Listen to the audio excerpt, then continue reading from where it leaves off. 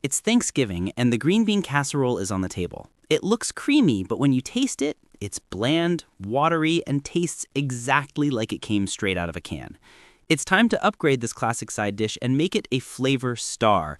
Today we are revealing the 3 biggest mistakes that lead to casserole failure and the simple fixes. If you stop making these mistakes, your casserole will be surprisingly delicious, never bland, and the secret winner of your holiday meal.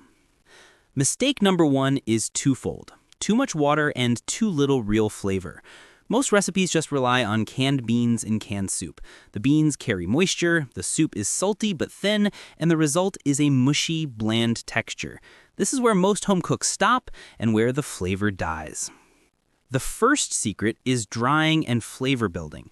If you're using frozen or fresh green beans, make sure they are thoroughly drained after cooking. Pat them dry with a clean towel. Then, instead of just soup, start by creating a proper aromatic base. Sauté a small amount of fresh garlic, finely chopped shallots, and maybe even a few sliced fresh mushrooms in butter until they are soft and fragrant. This single step builds a foundation of a real savory flavor that canned soup just can't touch. The game changer. Use half the amount of condensed soup the recipe calls for. That's enough salt and thickness. Substitute the other half with a small amount of heavy cream or full-fat milk and stir in a teaspoon of soy sauce or Worcestershire sauce for a deep, complex umami richness. This small change replaces the thin, metallic flavor with something truly savory and luxurious. Mistake number 2 is the texture trap. Canned fried onions are traditional, but they often get soggy inside the casserole, and if the casserole bakes too long, the green beans themselves turn to absolute mush. A great casserole needs both creamy and crunchy textures. The second secret is texture control. If you're using fresh or frozen green beans, blanch or cook them only until they are al dente, slightly firm, before mixing. This preserves their crispness through the baking process. If you use canned beans, make sure they are drained excessively.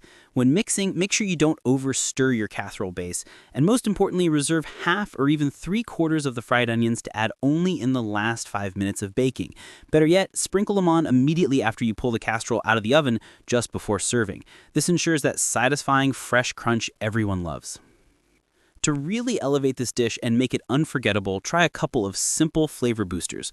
First, try stirring in about a 1/4 cup of freshly grated Parmesan cheese into the casserole mixture before baking. It adds a salty, nutty depth.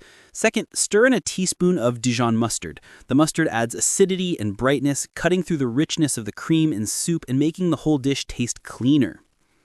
So there you have it. Build a real flavor base with fresh aromatics, control the moisture, and perfect your texture by reserving those fried onions. Your green bean casserole will never be bland or mushy again. What is the one side dish you secretly wish you could skip at Thanksgiving? Tell me in the comments below. If you enjoyed this fix, hit the like and subscribe button for more kitchen problem solving from The Recipe Revealed. Happy cooking!